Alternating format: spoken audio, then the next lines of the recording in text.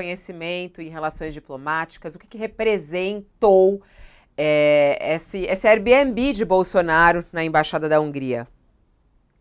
Olha, Fabiola, vamos primeiro da parte húngara. Da parte húngara, representou uma intromissão, sim, em assuntos domésticos brasileiros.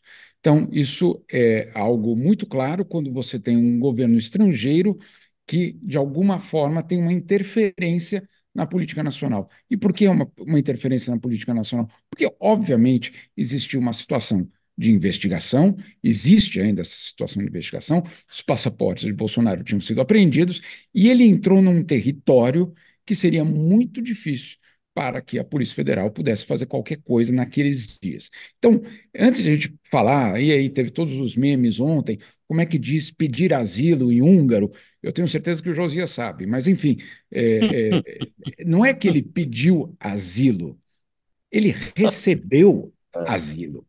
Essa foi, durante aqueles momentos que ele esteve lá, ele basicamente estava fora do alcance da justiça. Então, isso é muito importante a gente entender que não há uma tentativa apenas. Houve, de fato, a intromissão por parte da Hungria nos assuntos domésticos brasileiros. E é por isso que o Itamaraty convocou o embaixador húngaro para dar explicações. Não deu as explicações, ele ficou em silêncio diante da embaixadora Maria Luísa Escorel, que é diretor do Departamento de Europa dentro do Itamaraty. Ele ficou em silêncio. Outro aspecto, é impossível diplomaticamente que uma embaixada receba um ex-líder de um país sem que a cúpula daquele país saiba, ou seja, sem que o próprio Orbán tivesse algum tipo de conhecimento. Caso contrário, nós estamos falando aí de uma autonomia desse embaixador que é extraordinária, né? Que obviamente não deve ser o caso, principalmente porque eu fui, obviamente, pesquisar quem era esse embaixador, e ele é alguém muito ligado ao movimento do Orbán, ele é alguém muito próximo da ideologia, não é apenas um funcionário, mais um funcionário público de carreira, etc. Não, é alguém que tem uma. Ele acredita, como foi me dito por um outro diplomata húngaro, ele é um true believer, né? Ele é alguém que tem fé naquele sistema. Então, esse é o embaixador que a Hungria tem no Brasil. Isso da parte do Brasil. Da parte, vamos dizer assim, de Bolsonaro, olha, tem algumas coisas que a gente precisa deixar aqui muito claro. Ele disse numa das falas de ontem que ele vai a muitas embaixadas pelo Brasil. Eu não sei que se vocês se dão conta da dimensão dessa frase, porque não existem embaixadas pelo Brasil. As embaixadas estrangeiras estão todas em Brasília. Então, não existem essas embaixadas. Por quais embaixadas que ele vai pelo Brasil? Então, esse é um problema muito sério. A segunda parte, que é essa parte dessa carta dos advogados, dizendo que então ele tem contatos com os líderes eh, húngaros. Olha, tem algo muito estranho nisso, porque você não precisa dormir 2 dias numa embaixada para você ter contatos com os seus aliados muito próximos, que você nunca precisou ter isso para manter um contato muito próximo com eles. Então, todas essas explicações, elas absolutamente não têm pé nem cabeça, são explicações, são justificativas. A reação dele diante do Teatro Municipal ontem foi algo muito parecido, colocando, inclusive, obscenidades no meio da história, como se ele estivesse fazendo outra coisa ali, ou pelo menos insinuando alguma outra questão. A verdade é que, se nós formos considerar o que aconteceu naqueles 2 dias, foram 2 dias em que simplesmente Bolsonaro estava fora do alcance da justiça no Brasil, mesmo sem passaporte. Esse é um primeiro aspecto. Segundo, que a gente precisa lembrar disso, alguns dias antes desse fato, o mesmo embaixador foi convocado ao Itamaraty. Foi convocado ao Itamaraty por quê? Porque ficou muito estranho aquele tweet ou aquela postagem do Orbán nas redes sociais no dia 8 de fevereiro, quando a polícia estava fazendo uma operação, e aí, inclusive, com vários aliados próximos de Bolsonaro sendo pegos, ou pelo menos sendo alvos de mandados, e o primeiro-ministro da Hungria dizendo força, um verdadeiro patriota, o patriota honesto. E aí, claro, o Itamaraty convocou esse embaixador para dizer: olha, essa é uma atitude de um líder estrangeiro que não condiz com a prática diplomática. Ou seja, ele já tinha levado um puxão de orelha poucos dias antes de abrir o portão da embaixada para Bolsonaro.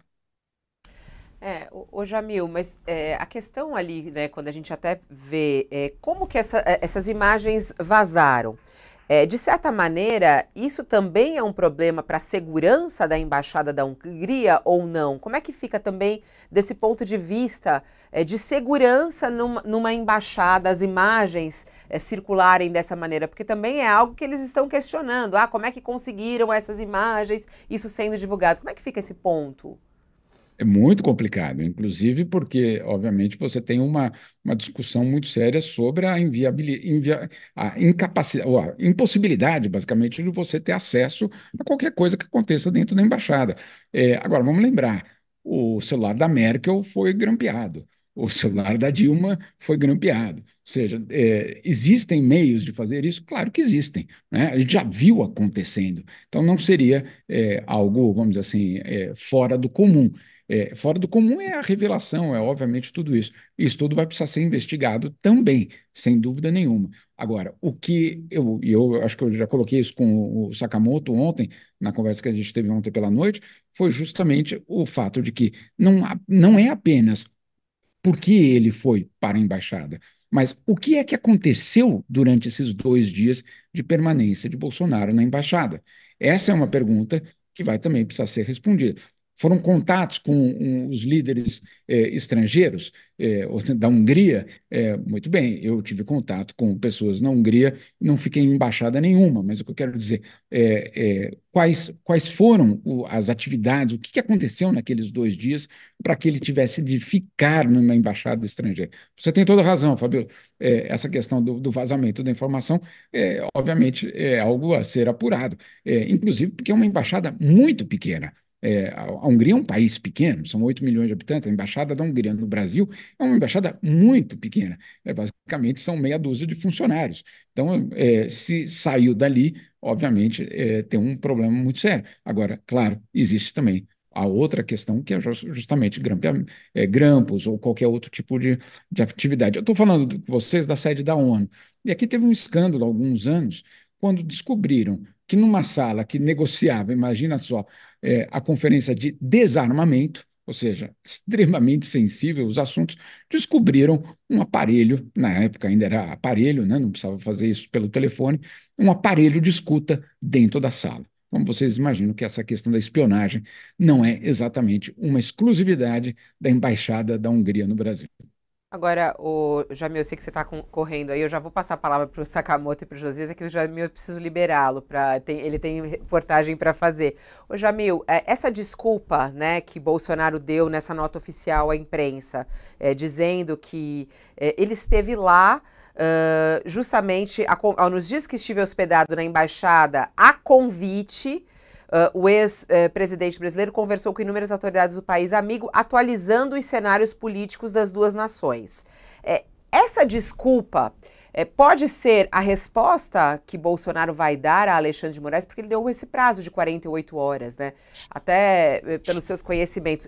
Esse é o tipo de desculpa plausível para ele dormir 2 noites na embaixada? Quer dizer, conversar com autoridades do país amigo, atualizando os cenários políticos das duas nações. Cola essa resposta para o Supremo Tribunal Federal? Olha, se eu fosse o investigador do outro lado, eu perguntaria para ele para me passar o número, o nome de todos esses contatos, quanto durou cada uma dessas ligações, o que é que foi discutido em cada uma, os cenários da política dos dois países. Será que está falando do cenário da possibilidade da prisão dele mesmo? Porque isso é um cenário, né? É um cenário. Vamos discutir sobre cenários. Cenário sobre a prisão de todos os meus aliados, Felipe Martins, que tinha uma relação muito próxima com o grupo do Orbán também, todos esses, né, os que foram presos. Essa é uma discussão sobre cenários? Né? Por que não? Agora, se do outro lado eu fosse o interrogador, Deus me livre, mas são perguntas absolutamente cabíveis de você tentar ter detalhes, né, de cada uma dessas conversas, de cada uma dessas informações. Insisto, essa é uma investigação extremamente difícil porque ela acontece, ou ela vai ter de acontecer a partir de dentro de uma embaixada estrangeira, usando telefones que nem sempre, obviamente, vão estar aí ao acesso da justiça brasileira. Enfim, não é um cenário fácil.